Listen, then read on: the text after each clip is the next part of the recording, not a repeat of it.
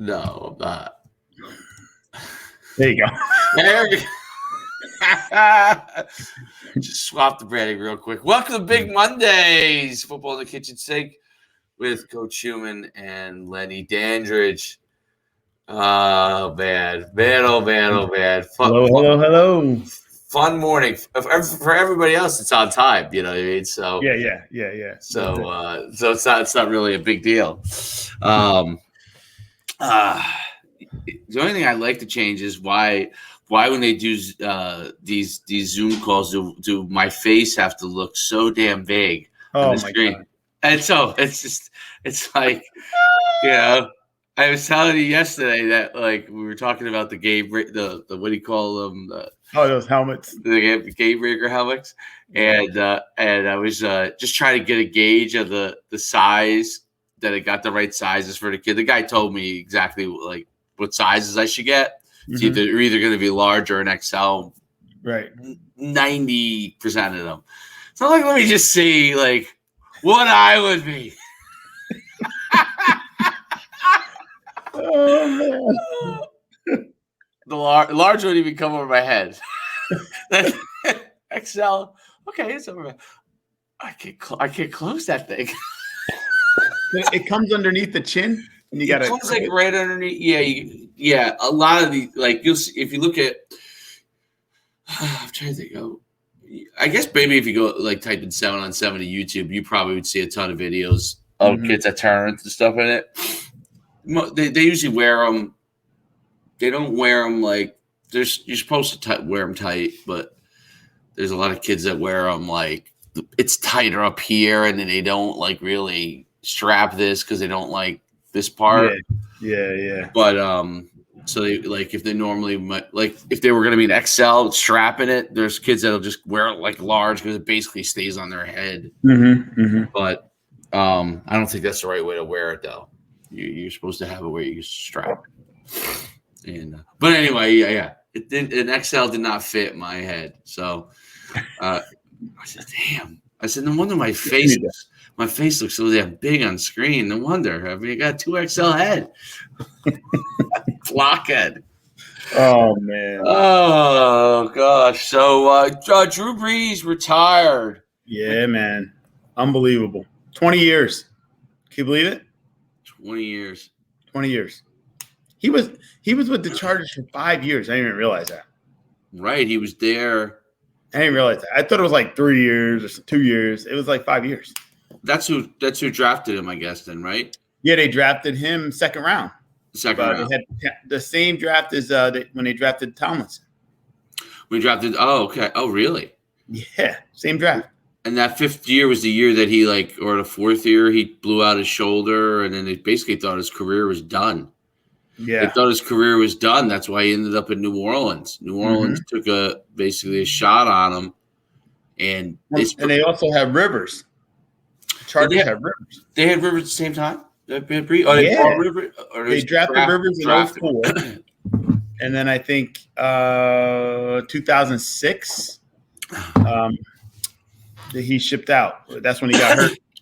He was back. Rivers was backing him up, and then they had to bring Rivers in. Brees he was good, but he wasn't like he wasn't Drew Brees. No. That's why they were like, we need Rivers. We need Rivers. You know what I mean? It's amazing. And then he came back and was from that point forward. I mean, it's a testament in my opinion, it's a testament to Sean Payton. And like what we talked about, like, what Brady and Belichick, right? Like Peyton and Brees, it's just a marriage made in heaven. And if he stays in San Diego, Drew Brees, he's not the same Drew Brees. I don't think he's probably still very, very good, but not this. You know what I mean? Not what he turned into. No, you're right. I'm looking at the numbers. He his first year he threw 17 touchdowns and 16 interceptions. His second year he was 11 touchdowns and 15 interceptions. Yeah. Then his third year he was better. He's 27-7 and 24-15. He wasn't unbelievable. No. And then he started to get better when he went to New Orleans. Yep. little by little, and then he's. I mean, first year in New Orleans, he threw for 4,400 yards, which is incredible. Although he was throwing for around 3,000. He was throwing a lot of ball. 3,000. He was throwing for his attempts. His number of attempts. Have you seen this? I really haven't looked at this. It's ridiculous, right? I don't even. I guess it's in my head because I guess when you have baseball cards, football cards. I don't know if you had those, but you would always look at the stats on the back and compare guys and stuff. That's why I used to love to do that. Mm-hmm. And if you saw like when Dan Marino threw maybe like 500, maybe threw 500 passes in a year a couple times, like that was a lot. Drew Brees threw 600 every year, was throwing 600 passes. Yeah, it's ridiculous. That's insane. His most ever threw 673. He would have 400 completions every year. Yeah, you can't even look at the numbers and compare them to other generations. You just can't. It's a different thing, man. Oh yeah. Wow. I mean, they replaced all the running with like little dump offs and screens and that West Coast 2-yard route. Right. Throw to the backs, throw to the slot guys, little dumps, and even when they do the jet sweep now with the foot forward, that's a pass. Right. I mean, that's a handoff, but it's going forward. Yeah. Right. Dan Marino threw 600 times 3 times in his career. He did throw a lot of 5 in the 5. He never had a season with 400 completions, even as many balls as he threw. And I felt like back then, you felt like he threw every down, right? But now they really do throw every down. They really throw every down. They throw every down. It's a different game. I mean, Marino in today's game, I don't know. I just feel like he would have just thrown for as many yards as he wanted to. Yeah, I think so. Yeah. he would have. He could throw vertical too really well. That was he could thing. do everything. everything. He could do the short and the everything. He just get that ball out of his hand like it didn't. It was like a flick and it would fly. Effortless. And now he's kind of a forgotten guy, man. I mean, honestly, he never won anything. He never won, so it's like, was he that good? I'm like, football's a team sport. Yeah, Dan Fouts was kind of the same way. He was. I love Fouts. Oh, Eric Coryell. Yep. Which they brought to the Jets for a while when they had Kenny O'Brien, I think, and they did a good job with that. Yep. They had. I just remember those Charger teams with Wes Chandler and Charlie Joyner and Winslow, and they had another guy too. I can't remember the other guy, but and I also liked the who was the back that they had? It used to be on the Saints. Chuck Muncie. Chucky Muncie. Well, Chucky Muncie's great with the specs. Yeah. You remember. You can appreciate it, man. Number 40 guys. Number 42, I think he was. I think he was 46. Oh, 46. You're right. 46. Yeah. 46. Chuck Muncie. I was a running back, so like I literally followed all of them, right? Yeah, like there wasn't a like listen, I knew who oh God, there were guys that were like also Rands back then, and I knew who all of them were. Yep. I remember the Broncos had was it Tillman? They had the Oklahoma pitchbacks, a couple of them that were into the pros, and they'd rush for like 700 yards, and who was a really good running back? What was his name? He played for the 49ers.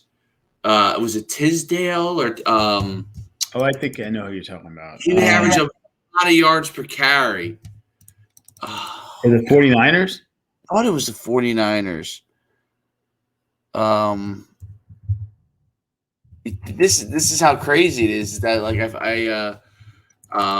before Roger Craig. Is that what you're saying before Roger Craig? Hold on, let me find this real quick. But it was the running backs of all time. Wendell Tyler. Oh, Wendell Tyler. Yeah, well, he started with the Rams. Right, that's right. Yes. You know I remember about him? He was good. I don't mean to laugh. He was good, but he had an awful lisp. His tongue was like too big for his mouth.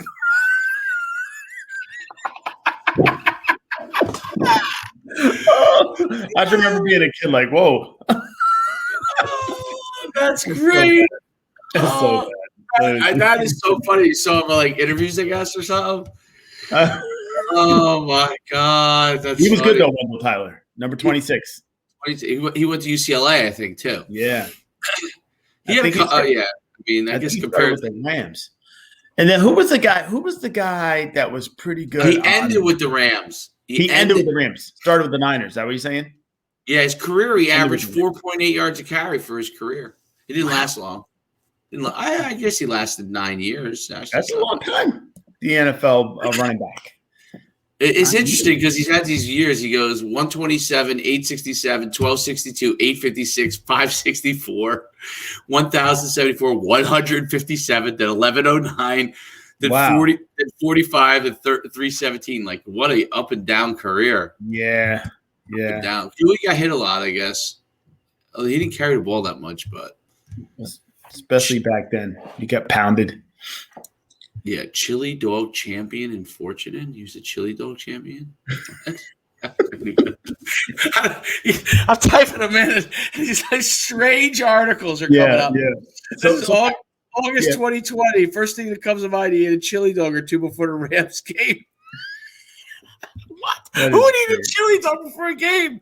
That was crazy. That was my biggest paranoia before playing. I didn't want to have anything in my stomach, man. I barely ate anything.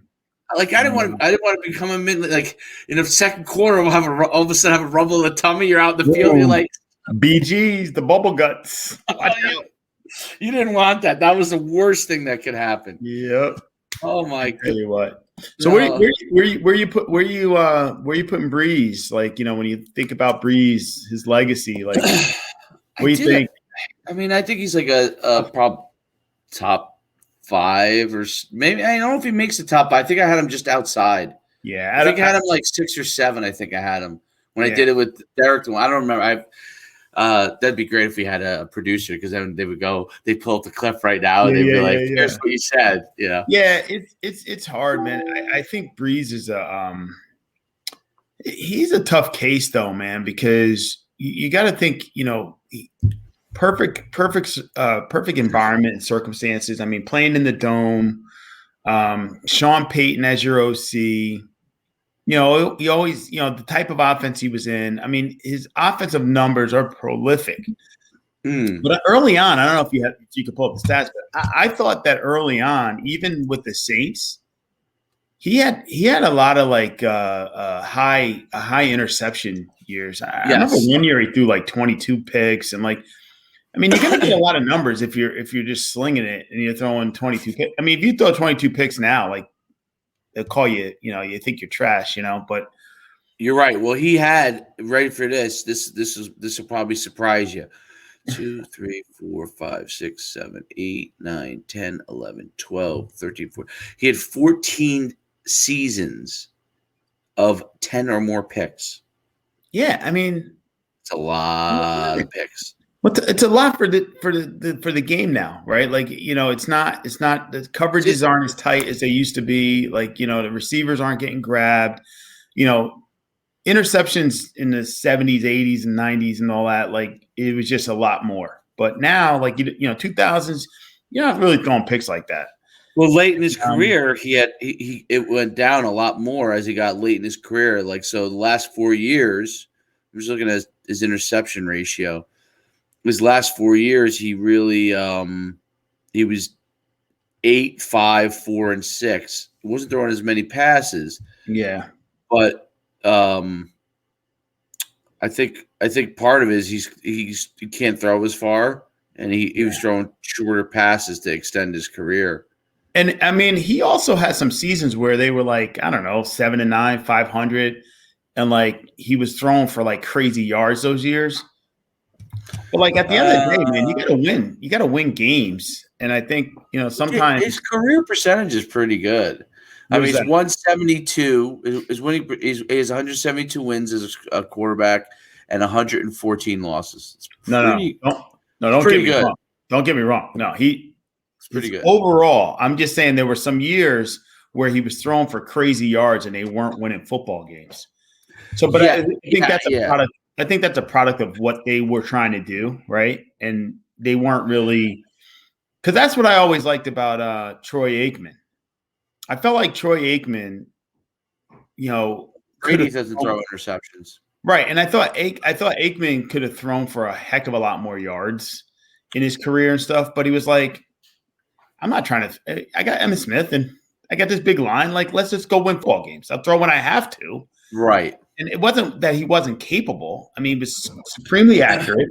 And he was like, but he didn't. His pride. I felt like Aikman's pride didn't get in the way. He's like, listen, I'm going to win football games. I got Emmitt Smith in the backfield and a line that averages like 350 across the board. Like I'm gonna run the ball and throw, and make plays when I have to. But a lot of these guys, they get so caught up in quarterbacks like to throw because they think they can do anything, and that's what I liked about Aikman. I think he gets lost, and I can't stand the Cowboys. I've never liked the Cowboys. That was the best, baby. But I have a lot of respect for Aikman. Yeah, no, I think he gets overlooked because they're like, oh well, he had Urban and he had, it was more of the team, and I don't know. I think winning football games is what a quarterback's supposed to do. So. Yeah, I mean, when you compare Brees to Brady, Brady's 230 and 69. He's only lost 69 his whole career. It's really the whole Brady thing. You really can't argue it anymore. It's just like it's the guy wins. He wins. Who else has won a lot? Joe Montana. I mean, he probably has won the most besides. Joe Montana. Wow, Joe Montana's is not as good as Brady's. 117 and 47. Joe Montana didn't throw that many passes. It's a different time, man. I'm looking here. He did not. They always do more picks back then because they just were. It's so funny because when you watch the schemes of getting guys open, and obviously. Montana's and Marinos were the most advanced of that time, right? And it's not all right, run a slant. I know, go straight out the field as fast as you can. I know it's this game. Everything was different. Yeah, I mean Marino threw a lot of picks. He threw a lot. But he's one of those guys though, right? Like I can get in any window. I'm throwing it. Definitely. I'll make a play. Oh, okay. Give it to me again. I'll throw it again. He's like that guy who's missing every three that he takes, but he's still shooting.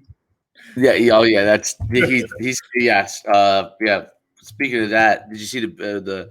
Well, I'll get to it in a second. I just wanted to look at Joe Namath here, my man. Joe Namath threw.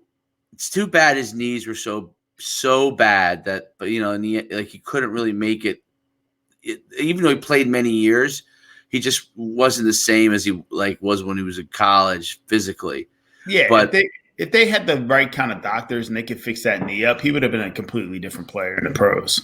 Oh no! He threw for in 1967. He threw for 4,000 yards. That's crazy. That's crazy. That's mind-boggling and he threw 491 passes, which is compared to these guys would have got 4,000 now with 600 high fives. Yeah, his passing percentage is horrendous. It was 52%. Most of his career, he's hovering around 50. He's 52%. He threw 26 TDs. They ran the ball if they got close. Well, 52% back then is not terrible. That's he must have had a cannon. Yeah, it's different. Really had to have he must have had a cannon and a half. Because what's bad is when you look at a guy like Eli Manning, who had a 60% completion percentage for his career, and a time when you should be throwing 70. or 67, and you were like 60. I mean, Eli Manning is controversial, I think, in a sense that his overall career is 117 and 117. Okay, yeah. He's a 500 quarterback. Mm-hmm. He won. He was great at the right times twice only. Two. Other than that, he was really a gunslinger. He's average. He was okay gunslinger. Like he could throw. He would throw a million passes too, but and he had a really good arm. And he was smart, but he just seems like he would make a lot of mistakes at the wrong time. Well, he would throw off that back foot a lot, man. He'd be bailing out because he had a cannon. I think that's the problem. Yep. He had a cannon for an arm. He was much more like his Peyton was very like mechanic. Like his throw was like picture perfect, like over the top. You know what I'm saying? Mm-hmm. Eli was throwing from all different angles, like a lot of the guys do now, mm-hmm. but definitely not. Like I don't know. Like I don't think he had the oomph, even though he had a really good cannon. Like he was late on some of these things, but he hit it right. Now the question is, does he go in the Hall of Fame? Well, he's going in the Hall of Fame. I know. I'm not even having an argument with anybody about it anymore. So he's going in. So who am I? Yeah, he's going in. He's definitely going in. He's going in. I mean, Joe Namath is in the Hall of Fame. Well, he won the most amazing Super Bowl, but Eli's going in because everybody loves Eli.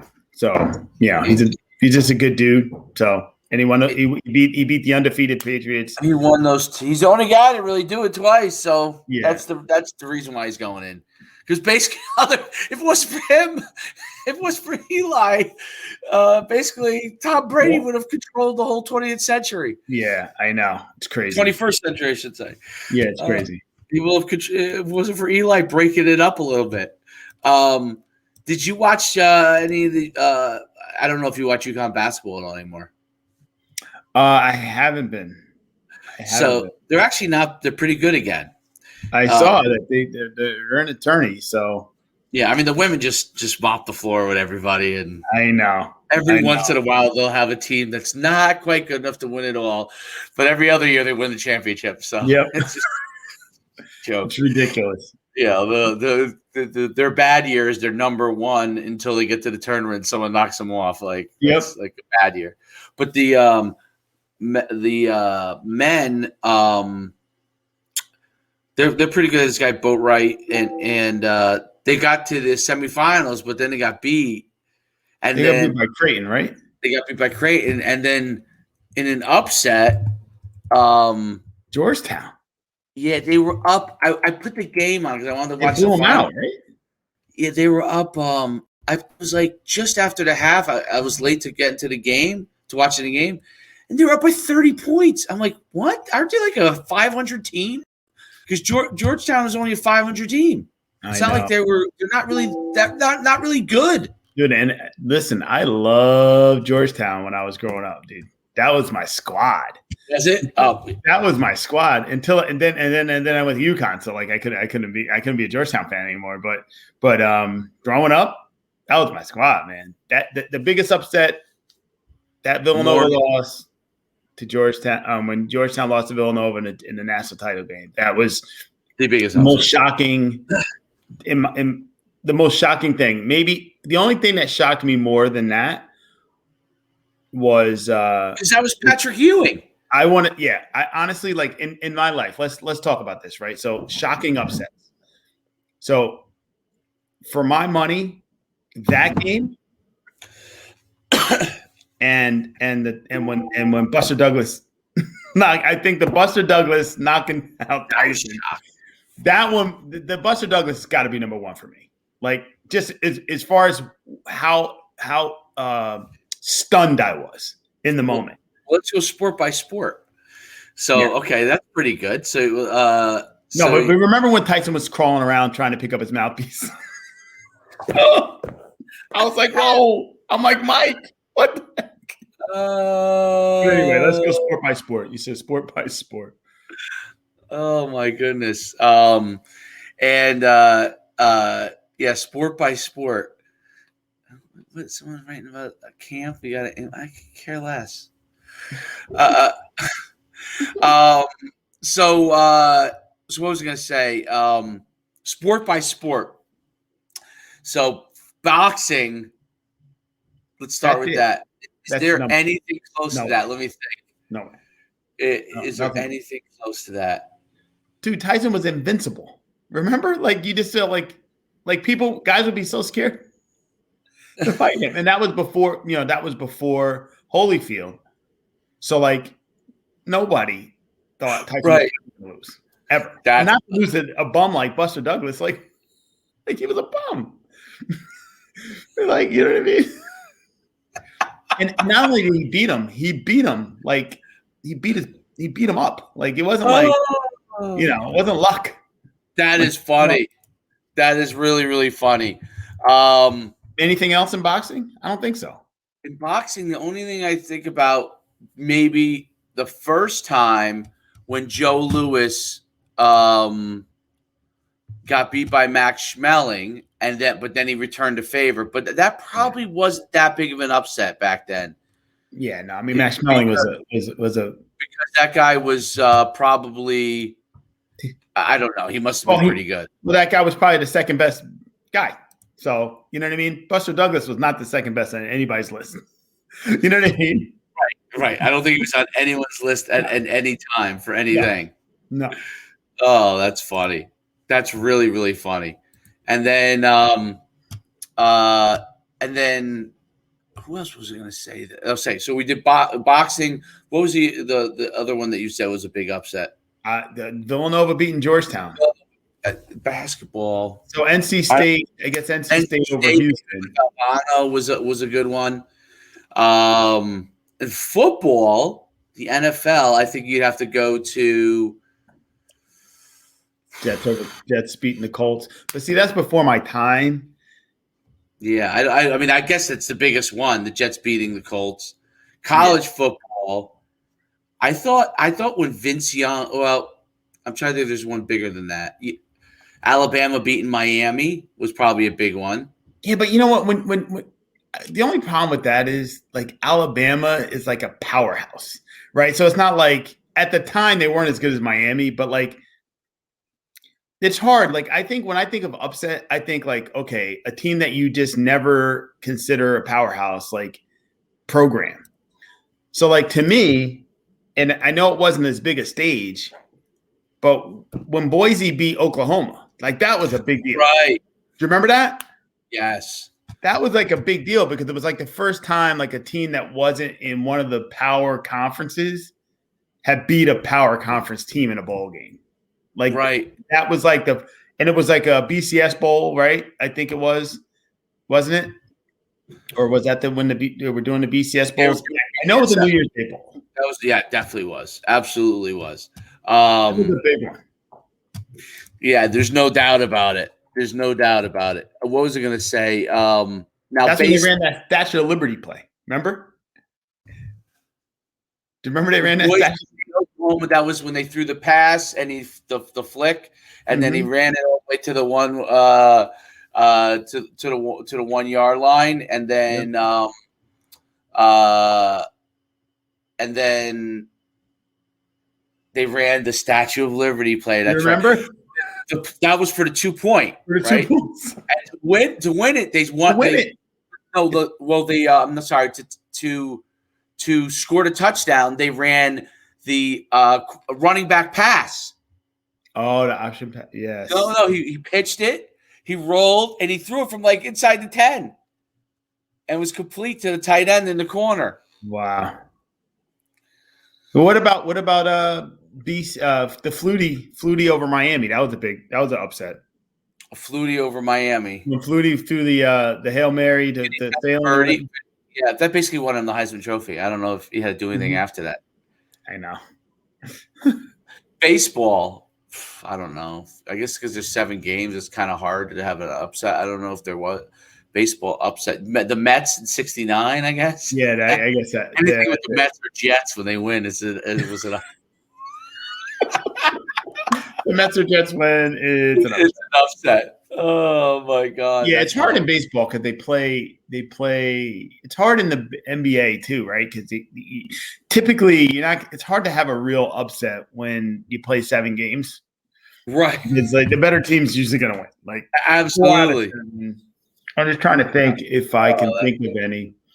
In the NBA, you can't think of any. In the NBA, you're never surprised, right? Like it's like you're never surprised. You always know what's going to win. The NBA. No, right? No, you can't even think of anything.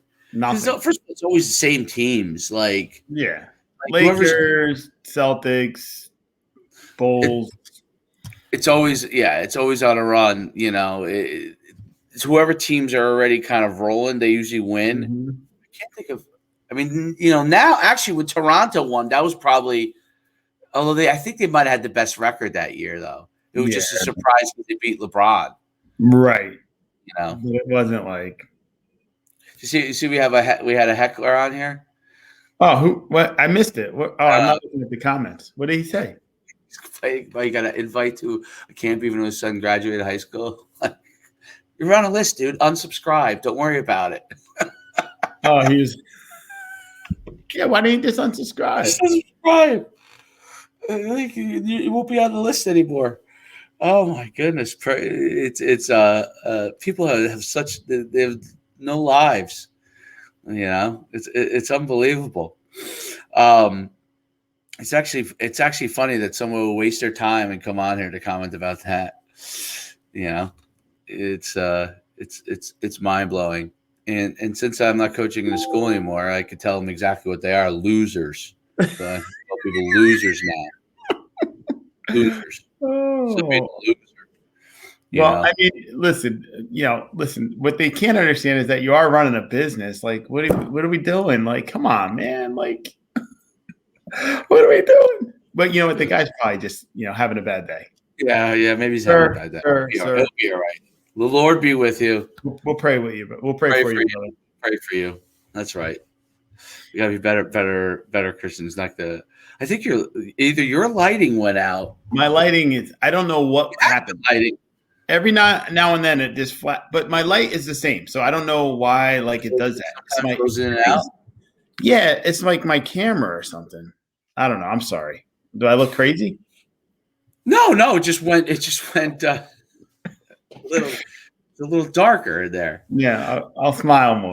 You know what it is because I have that. I have a light, so it doesn't. Because I would have mine would be super dark, and I was like, I got to get a light so I could just like have a light. You know what? Next week I'm gonna have something.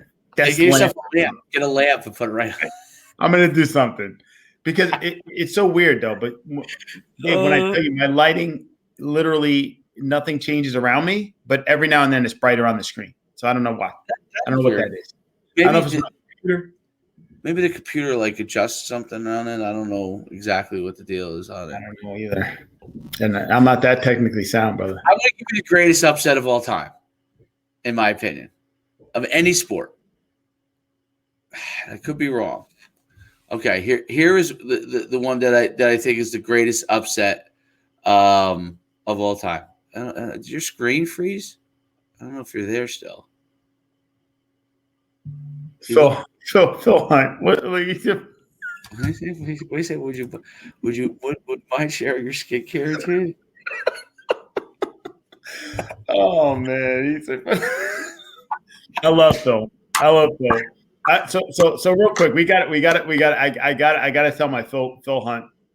I tell this to every athlete ever, right? The difference between fifth-year senior and a true freshman coming in. So I don't know if you remember, but so when I with Jackson, you just roomed with they just roomed with whoever during camp. You roomed with an upperclassman, whatever.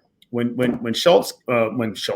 Holtz came in, he said he had a senior room with the freshmen. So all the freshmen during camp had a senior that they roomed with. So Phil Hunt was my he came in as a freshman. He was my roommate. So we come into camp. He gets to the room before me, were reporting to camp, and he's got all his stuff like on the bottom bunk, and I'm like, and you know me, right? I'm not a hazer, like that's not my thing. But I'm like, listen, I'm not trying to like be this bully senior. I said, but there's no way that I'm sleeping on the top bunk. This guy just comes in, so I'm like, dude, you got to put your stuff in the top bunk. So respectfully, like, Phil, he's a freshman. He's like, yeah, all right, I'll sleep in the top bunk.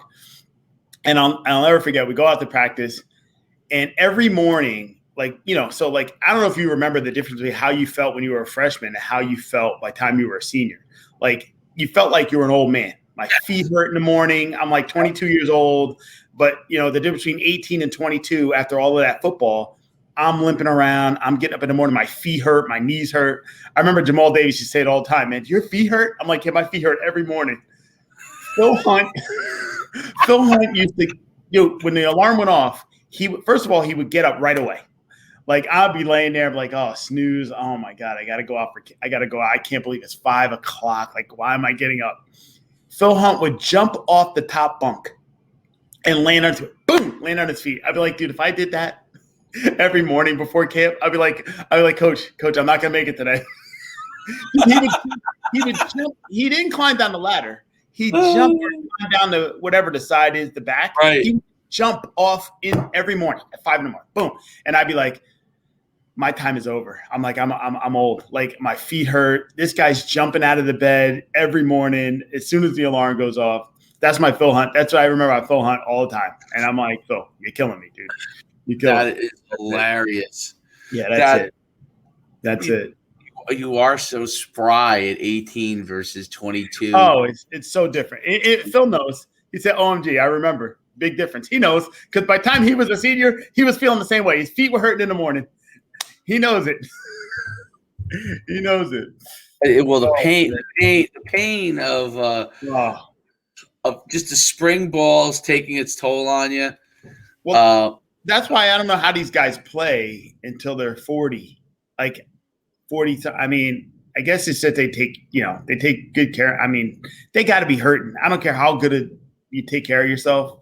I don't care what masseuses you have and whatever stretching and everything else. Like, they got to be hurting. Like, it's crazy. Well, I was reading. I saw it. Yeah, was it yesterday? That Tom Brady takes like 45 vitamins every morning. He has to be.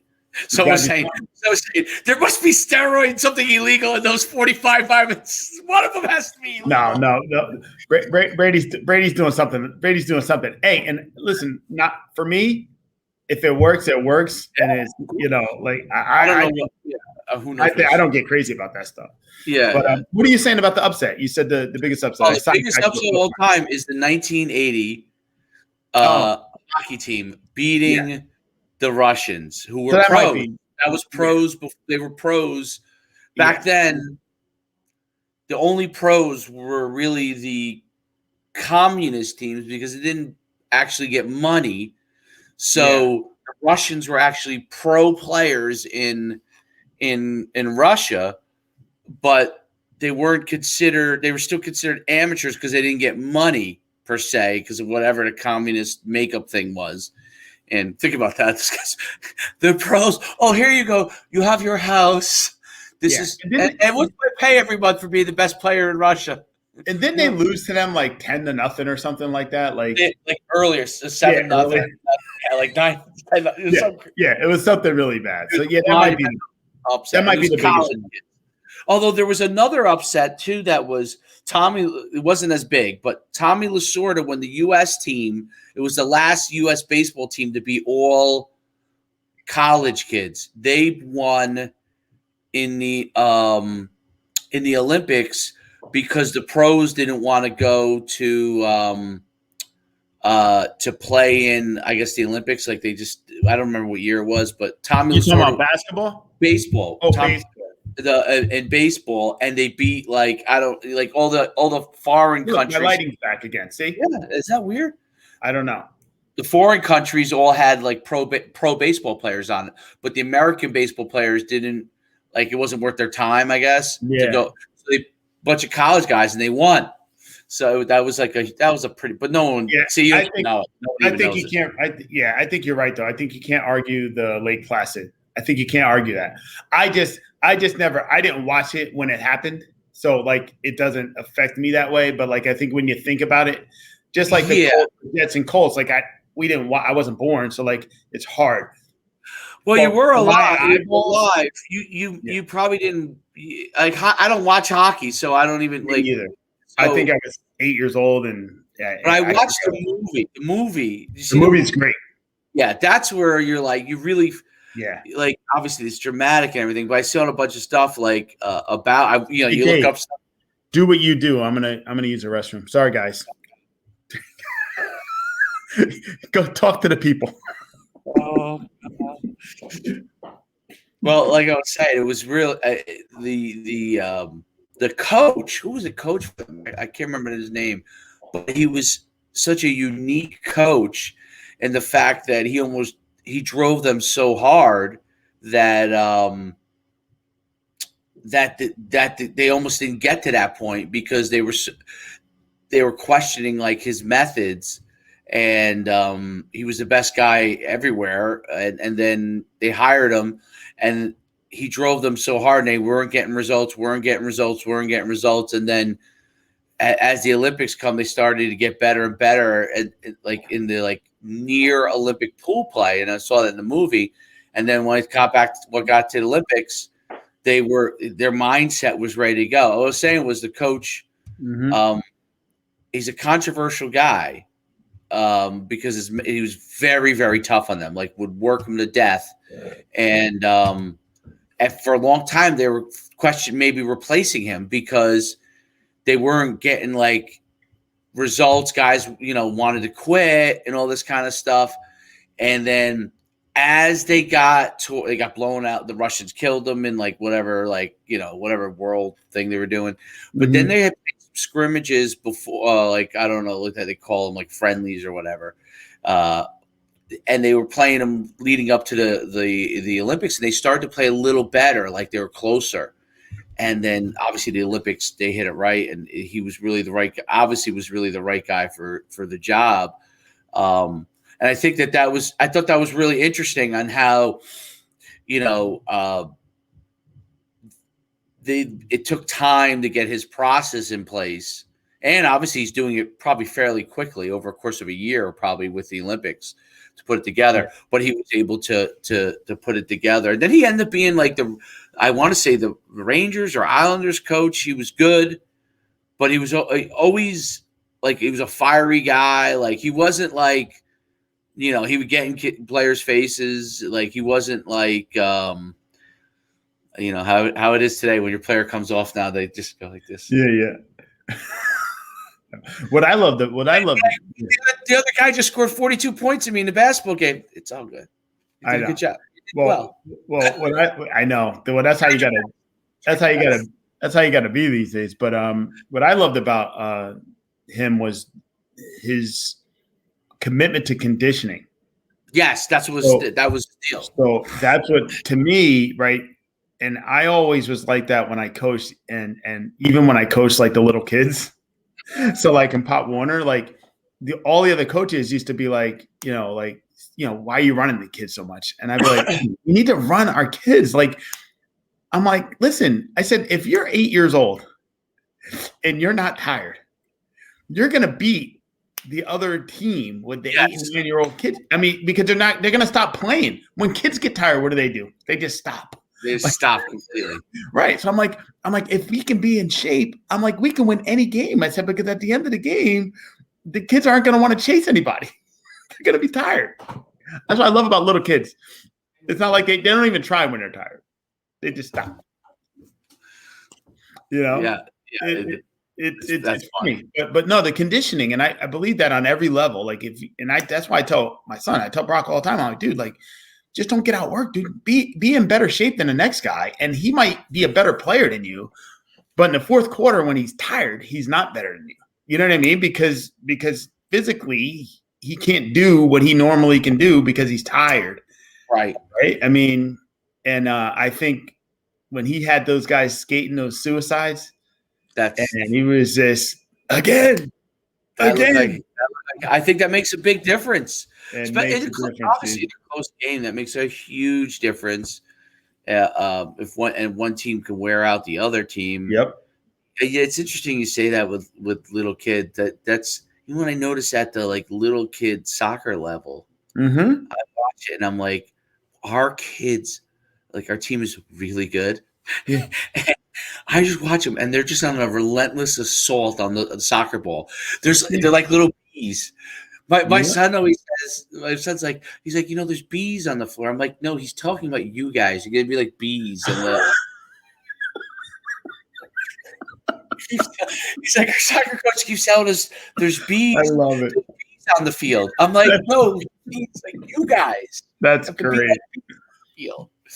Which actually is a really good analogy because in little kid soccer they don't space out as well. He's trying to keep the space, but with the ball it's coming down the other way, he wants them to be like bees on it, and they really do it's pretty interesting, and they're in such good.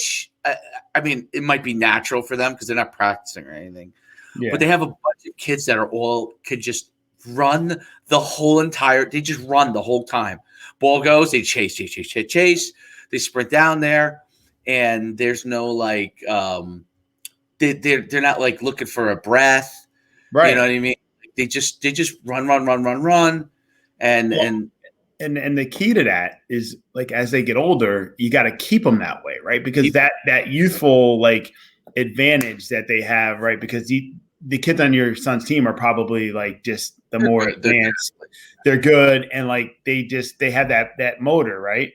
But as they get older, they have to keep that motor, right? So they got to train. You got to train. You got to run. And it's really interesting. And I think you appreciate it because you're a track guy. Yeah. Oh yeah. Of course. And I was a track guy. So what do you do in track? You just run, right? There's nothing else, right? So I think that's what gave me an advantage in football. Even when we did our conditioning tests and all that stuff, I'm like, dude, there's nothing you're going to do in this conditioning test that compares to the track workouts I used to do in high school. My track coach, we used to puke the first week, every day, we leading it. And it was, you remember, because all you're doing is running. Holtz had this, do you remember the 300 shuttle test?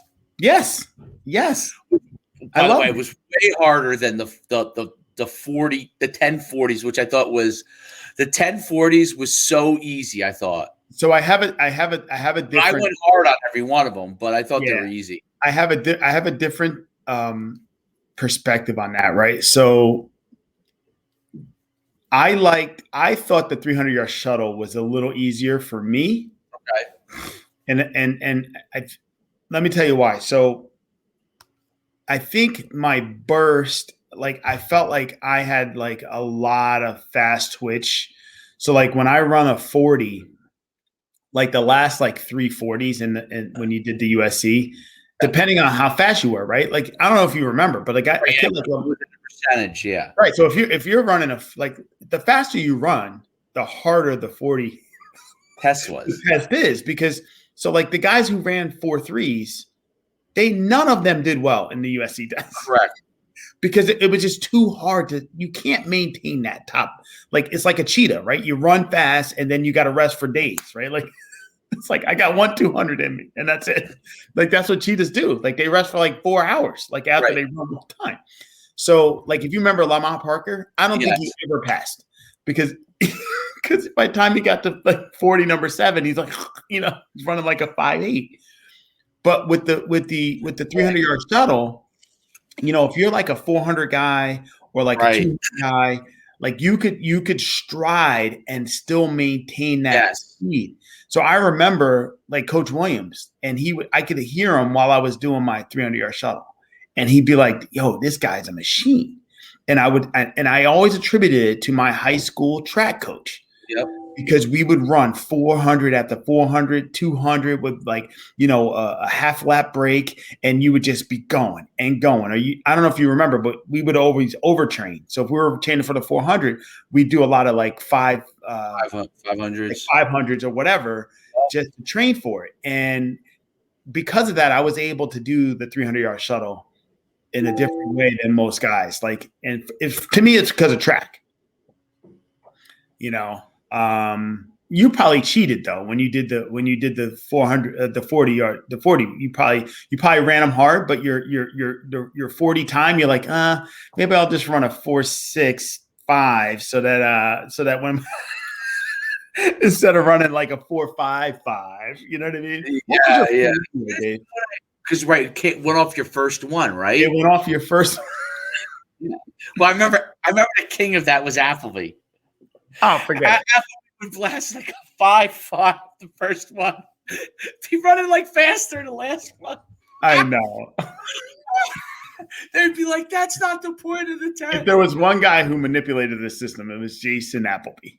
I take my hat off to that guy because he was so much better than he ever performed unless he felt like it.